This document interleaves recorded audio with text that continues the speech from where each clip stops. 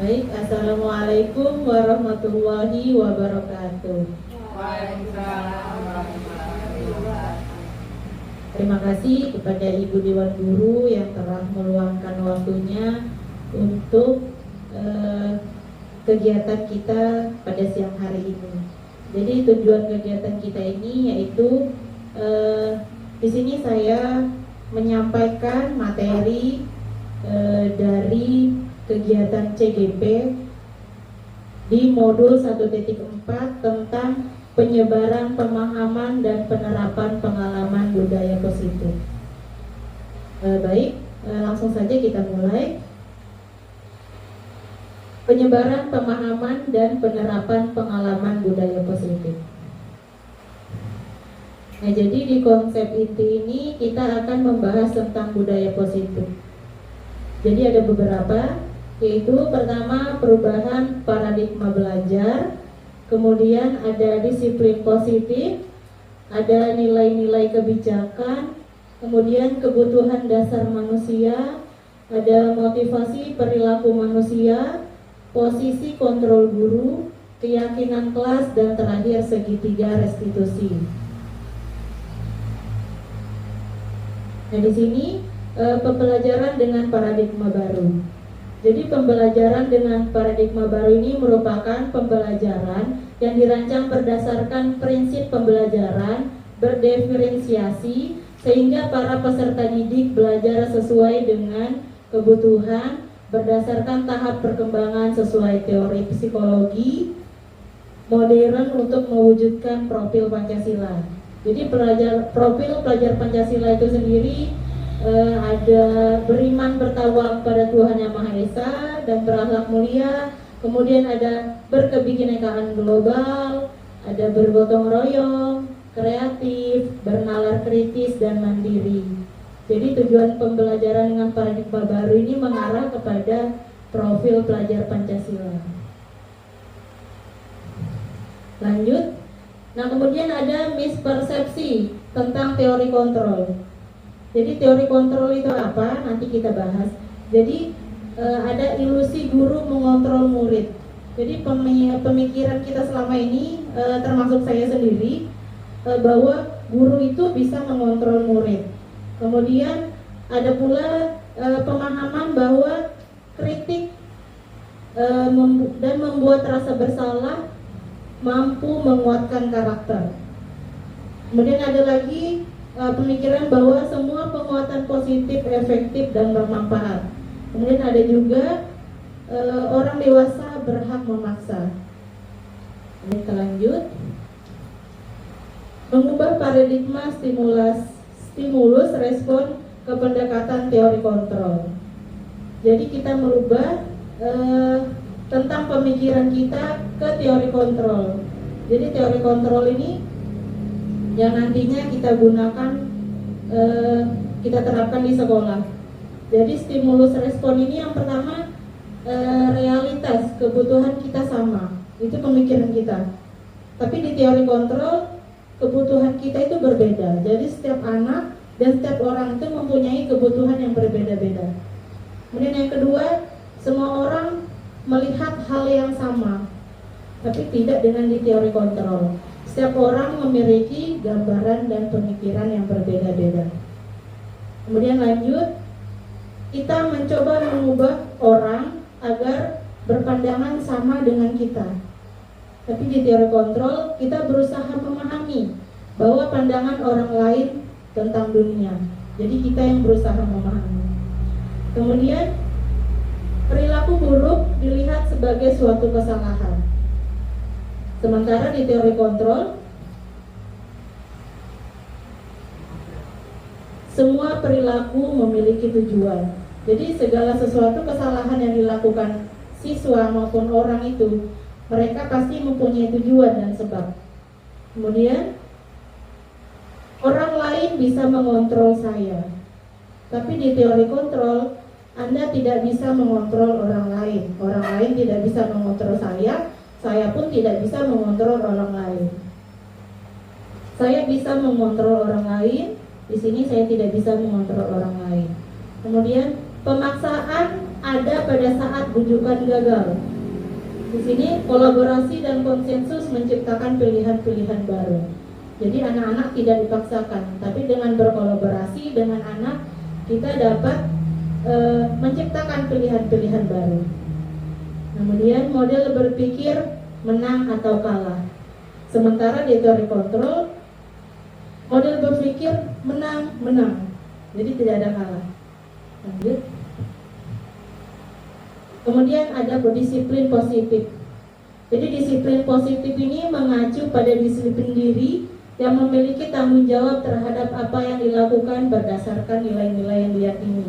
Jadi dari dalam diri disiplinnya.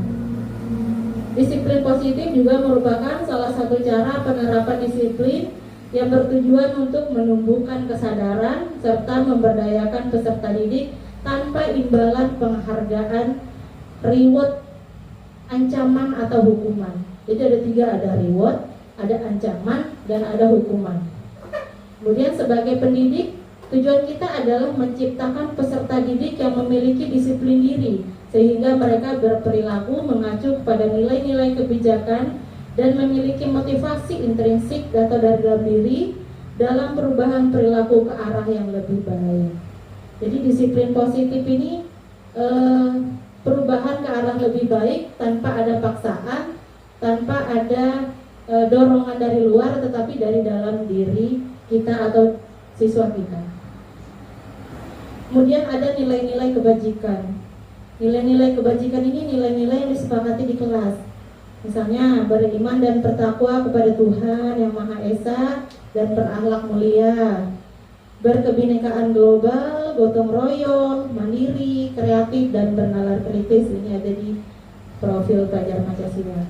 Kemudian ada juga toleransi, rasa hormat, integritas, mandiri, menghargai sesama, menyayangi sesama, kemudian kerjasama, ada percaya diri, komitmen, kemudian ada jujur, lurus hati, pendengar yang aktif, tidak merendahkan orang lain, dan memberikan yang terbaik dari diri. Itu nilai-nilai kebajikan. Nah, kemudian kebutuhan dasar manusia. Jadi kebutuhan dasar manusia ini apa kebutuhan dasar kita sebagai manusia dan murid kita tentunya. Jadi kebutuhan dasar manusia adalah segala sesuatu yang kita lakukan untuk mendapatkan apa yang kita inginkan.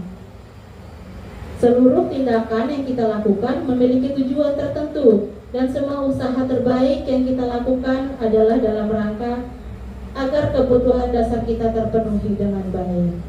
Jadi kebutuhan dasar kita. Nah, ini ada 5 kebutuhan dasar manusia.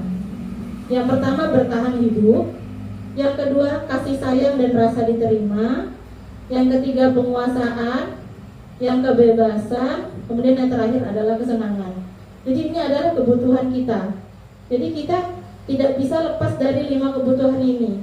Jika kita hanya 4 saja, kemudian tanpa kesenangan juga tidak bisa. Kemudian tanpa bertahan hidup pun tidak bisa. Jadi kelima ini betul-betul kebutuhan dasar manusia. Coba menurut Ibu Aminah, menurut Ibu bertahan hidup itu apa saja? Kebutuhan untuk bertahan hidup itu kita apa saja? Kalau menurut saya sih kebutuhan untuk bertahan hidup tuh seperti makan, kebutuhan pakaian, tempat tinggal, dan keamanan serta kesehatan. Ibu ini, menurut Ibu ini kasih sayang dan rasa diterima, kira-kira itu kebutuhan yang bagaimana?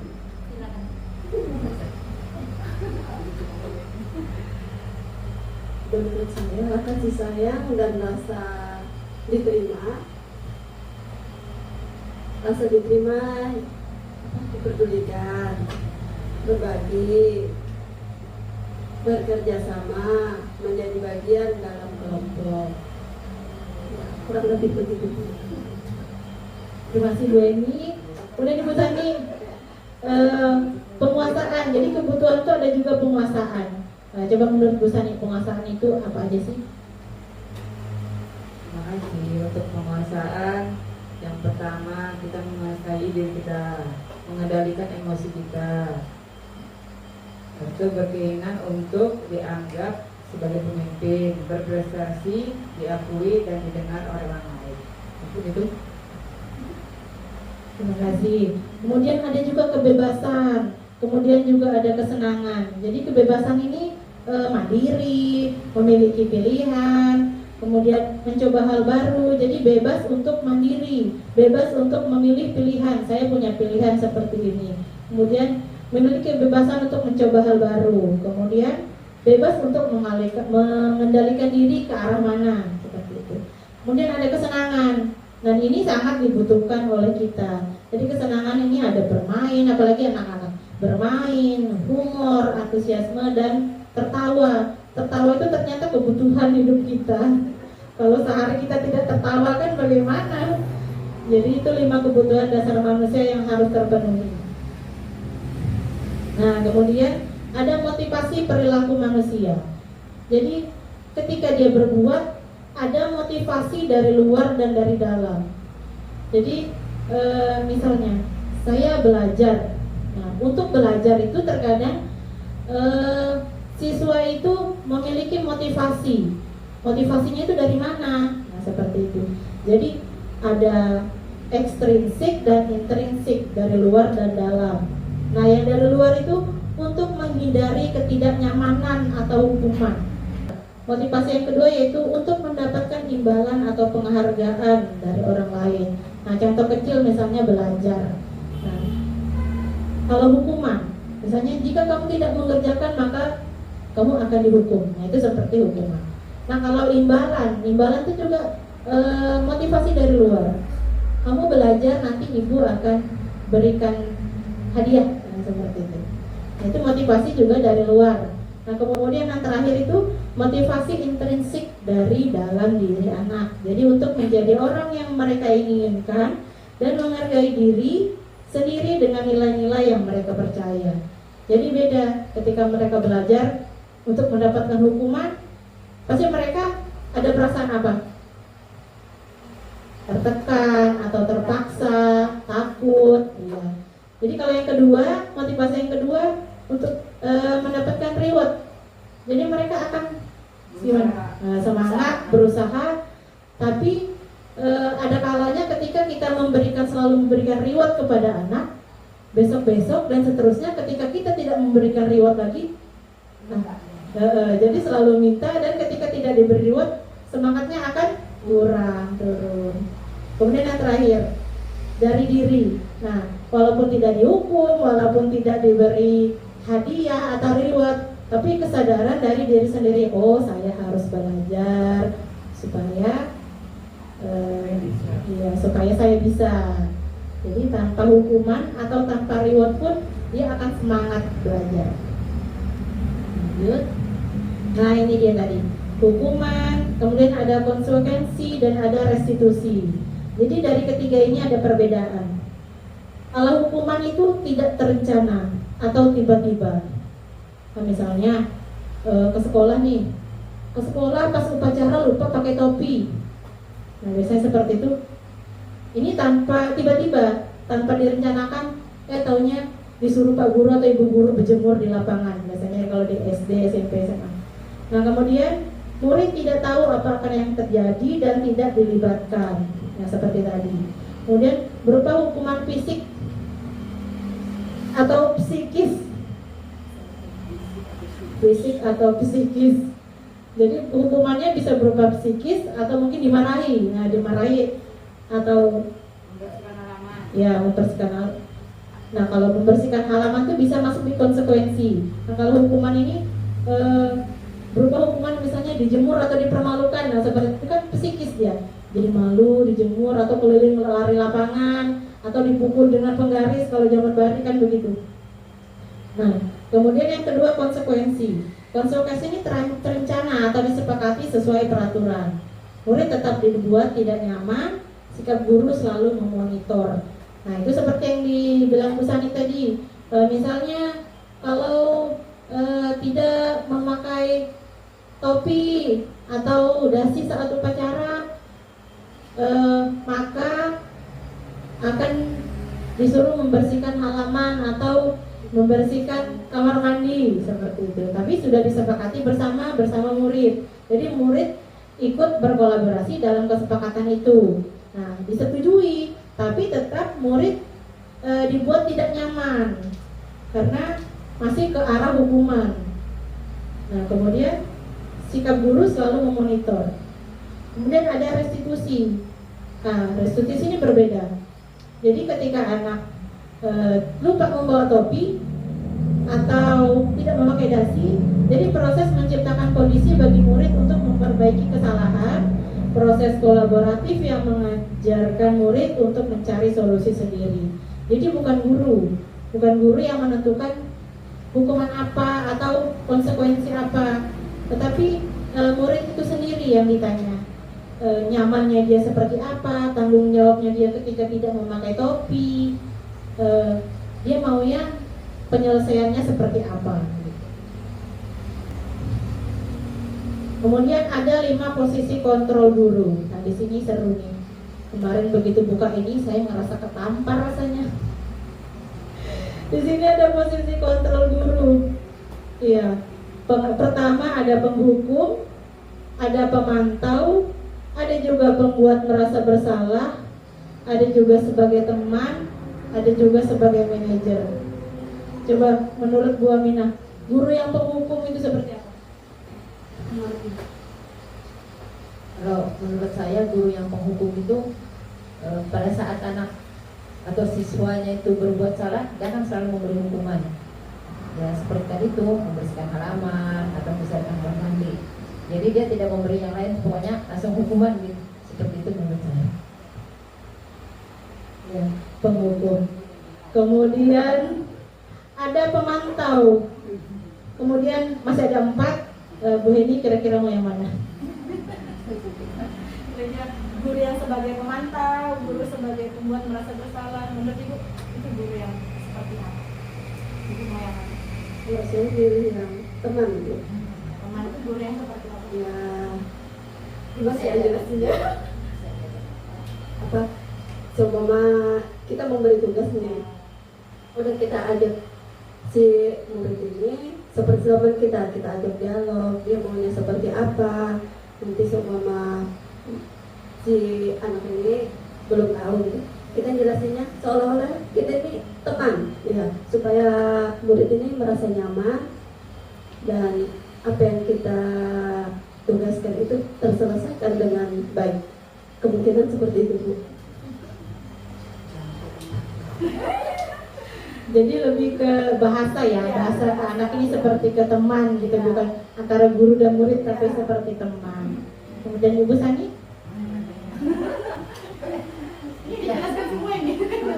Kalau saya mungkin ke pemantau. Jadi anak-anak itu setiap melakukan kegiatan, kita sebagai guru itu memantau kegiatan anak-anak itu apa yang dia kerjakan. Apabila dia tidak mampu, kita bisa membantu untuk kegiatan dia. Jadi kan memantau apa sih anak-anak itu, kalian kerjain apa yang kalian buat, coba Ibu lihat. Jadi sambil memperhatikan kegiatan anak, itu seperti itu.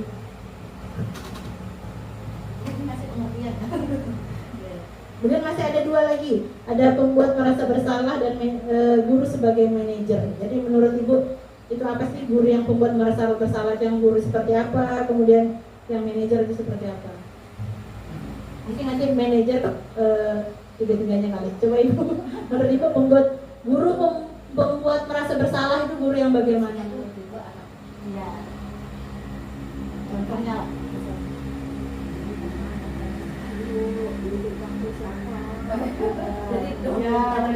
jadi merasa bersalah gitu.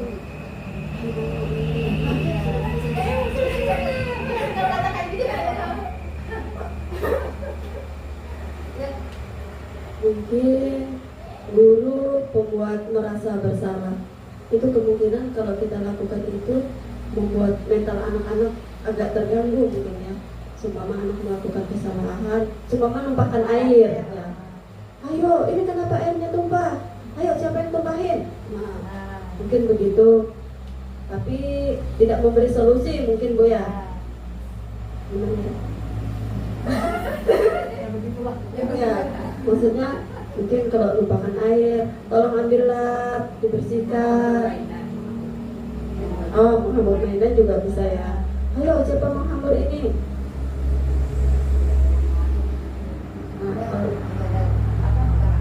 Nah, biasanya kan, bukan aku.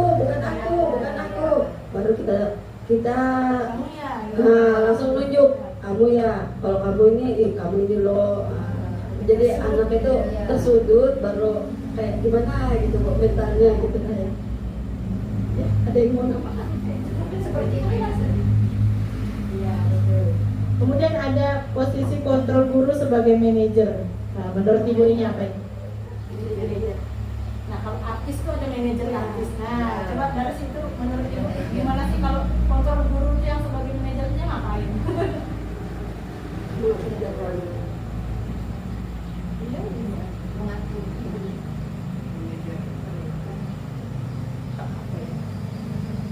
Manajer artis kan biasanya dia yang mengatur jadwal ini. Tapi bukan dia yang berperan sebagai artis, ya kan? Manajer itu, kalau sebagai manajer itu satu disiplin untuk mengatur waktu. Baru itu bekerja sama antara murid dan guru atas setiap kegiatan yang dia lakukan. Terus itu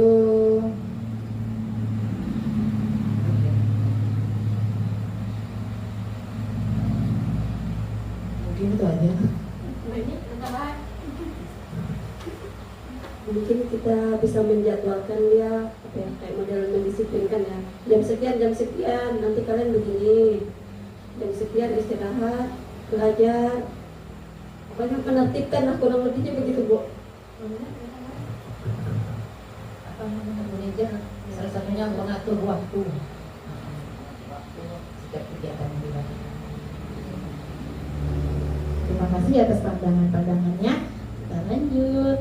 Nah, ini dia contoh penerapan 5 posisi kontrol guru. Jadi ini ada satu kasus siswa tidak memakai atribut atau seragam lengkap saat upacara. Nah, jadi di sini ada contoh pertama, contoh sebagai guru penghukum. Nah, maka dia akan menyuruh muridnya hormat pada bendera selama 1 jam. Apa efeknya?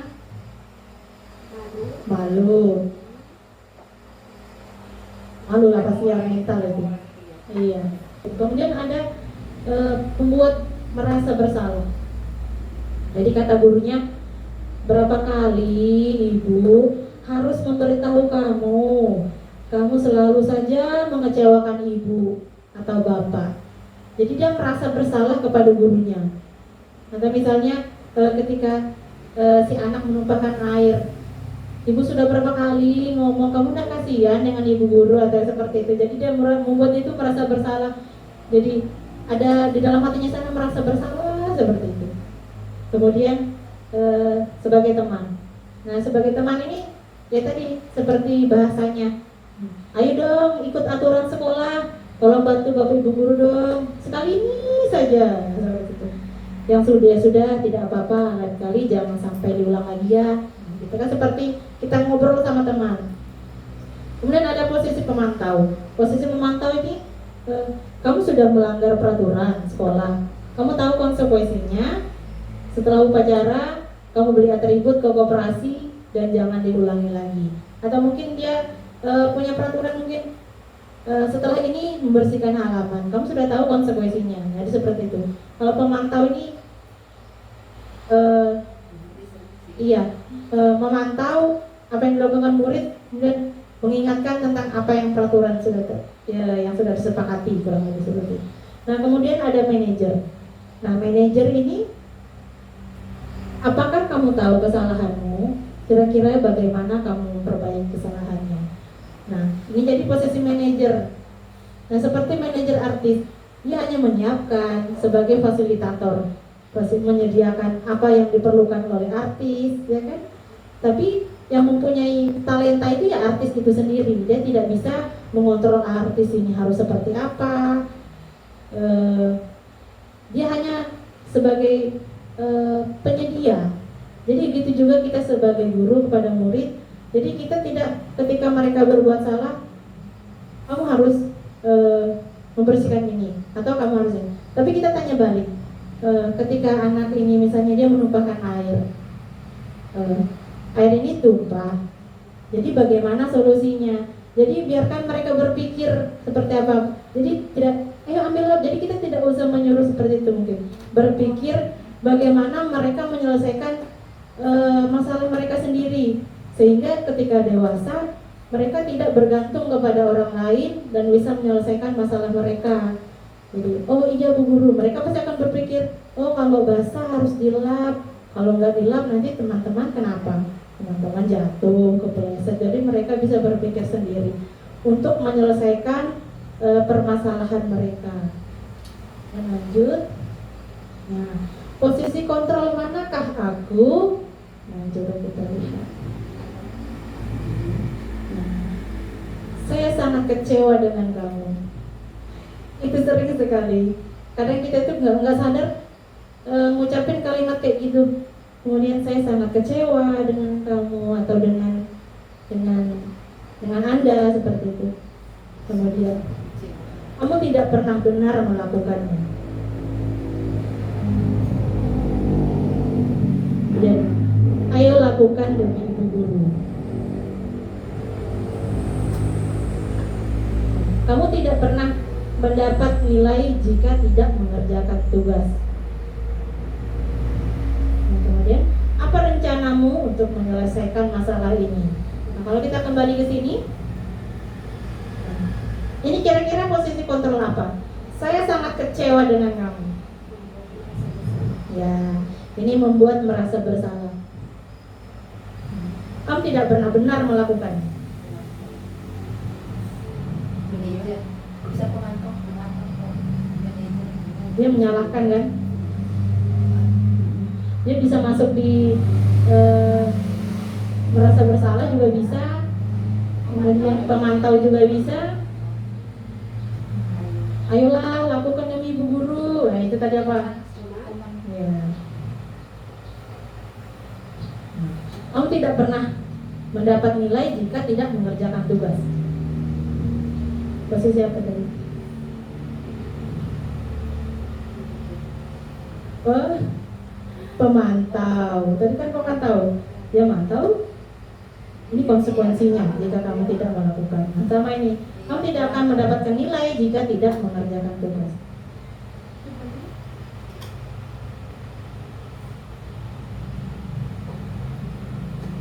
Nah, apa rencanamu untuk menyelesaikan masalah ini? Itu posisi kontrol. Apa tadi yang terakhir? Kamu dapat menyelesaikan permasalahannya sendiri. Tadi sebagai apa? Guru sebagai apa? Ya. Jadi ini sebagai manajer.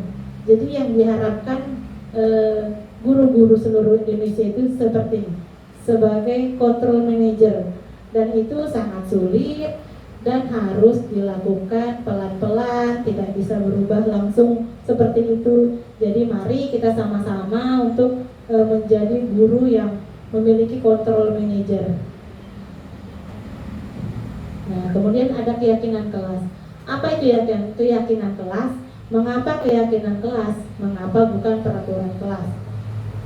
Kalau peraturan itu apa? Sudah dibuat. Kalau peraturan itu sesuatu yang sudah kita buat. Itu dibuat oleh guru.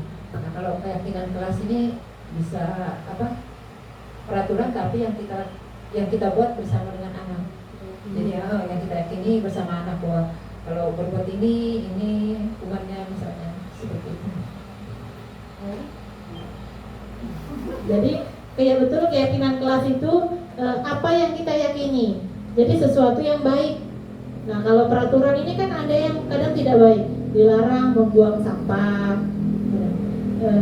Ada kata-kata negatifnya kalau peraturan. Nah, kalau keyakinan kelas ini lebih ke positif. Jadi jagalah kebersihan, seperti itu, lebih kalimat-kalimat positif. Itu bisa kita buat di kelas bersama anak. Nah, ini contohnya.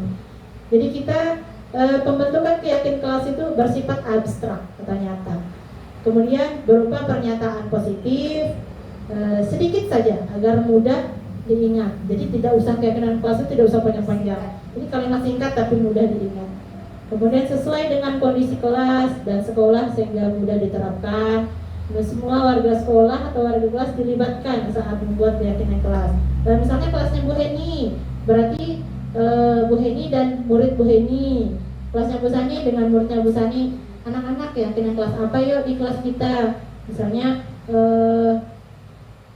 berbagi makanan dengan teman. Jadi bukan kata-katanya tidak boleh pelit. Nah itu kan negatif ya. Jadi kalau positifnya mau berbagi dengan teman, menghargai pendapat teman, menyayangi teman, menghormati teman, ataupun seperti itu. Bisa dibuat di kelas. Nah kemudian di sekolah juga bisa. Nah sesama kita, sesama warga dengan guru, dengan komite pun bisa dengan wali murid. Nah kemudian ada segitiga restitusi. Jadi suatu proses dialog yang dijalankan oleh guru agar dapat menghasilkan murid yang mandiri dan bertanggung jawab. Jadi ini proses yang dilakukan oleh guru dengan kontrol manajer tadi. Nah ini berkelanjutan ke segitiga restitusi. Jadi tahapan pertama itu menstabilkan identitas.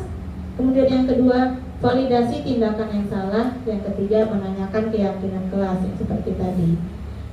Tahapannya. Nah, menstabilkan identitas. Ini yang kita lakukan pertama. Ketika anak berbuat salah, kita panggil, kemudian kita menstabilkan identitas. Berdasarkan prinsip membuat kesalahan adalah bagian dari proses pembelajaran. Jadi ketika anak salah, tidak langsung kita cap bahwa kamu salah. Jadi yang pertama kita lakukan menstabilkan identitas murid tersebut dulu. Jadi kita katakan berbuat salah itu wajar. Tidak ada manusia yang sempurna. Ibu juga pernah melakukan kesalahan. Ibu tidak mau mencari siapa yang salah, tapi ibu ingin mencari solusi dari permasalahan ini. Kemudian setelah menstabilkan identitas, kita validasi tindakan anak yang salah tadi. Nah, jadi berdasarkan prinsip setiap perilaku berupaya memenuhi suatu kebutuhan tertentu. Ya, tadi di depan yang dikatakan bahwa segala sesuatu hal yang buruk itu pasti punya alasan, pasti punya tujuan. Jadi kamu pasti punya alasan mengapa melakukan hal itu. Jadi tidak ketika dia mukul temannya serta merta kita langsung kamu mukul temannya, langsung tanpa kita tanyakan. Jadi harus kita tanyakan kenapa alasan mukul si A, atau mungkin apa yang dilakukannya. Pasti mereka punya alasan yang kuat. Nah, padahal kamu bisa melakukan yang lebih buruk. Misalnya ketika dia mendorong temannya, dia bisa melakukan hal yang lebih buruk. Bisa saja dia memukul kepala atau mungkin menendang temannya, tapi dia bisa menahan lebih sehingga dia hanya mendorong teman. Nah, kamu patut bangga karena telah melindungi sesuatu yang penting buatmu. Nah, misalnya mainan saya dirusak oleh teman. Jadi saya mendorong teman. Nah, seperti itu pasti dia punya alasan. Lanjut. Nah, menanyakan keyakinan kelas. Jadi berdasarkan prinsip teori kontrol bahwa pada dasarnya kita termotivasi secara intrinsik. Nah, jadi setelah menyampaikan yang tadi, kemudian apa keyakinan kelas kita. Nah, setelah menjelaskan, kita harus saling menghormati dengan teman, harus menyayangi teman. Nah, seperti nilai-nilai apa yang telah disepakati bersama. Seperti apa gambaran sebuah kelas yang ideal menurut kamu? Jadi kita tanyakan ke anak-anak, bagaimana seharusnya kita berteman dengan teman? Tidak dorong-dorong. Mereka pasti akan spontan menjawab, saya harus berbagi, harus bersabar, atau mungkin tidak marah. Kamu ingin menjadi orang yang seperti apa? Mungkin dia akan bilang, mungkin saya ingin jadi orang yang lebih sabar atau nggak marah lagi. Nah, apa yang akan kamu lakukan? Mereka akan spontan menjawab, saya akan minta maaf. Mungkin akan seperti itu, tanpa menjatuhkan mental anak dan mengembalikan mereka ke kelompoknya. Jadi maksudnya kembali mengakurkan mereka. Jadi ketika udah jangan berteman sama itu kan malah menjauhkan dia dari teman-temannya.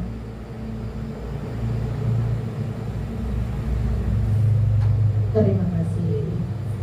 Jadi ini materi dari modul 1.4 budaya positif yang nantinya kita sama-sama, terutama saya sendiri dan juga teman-teman, mari kita sama-sama memperbaiki karena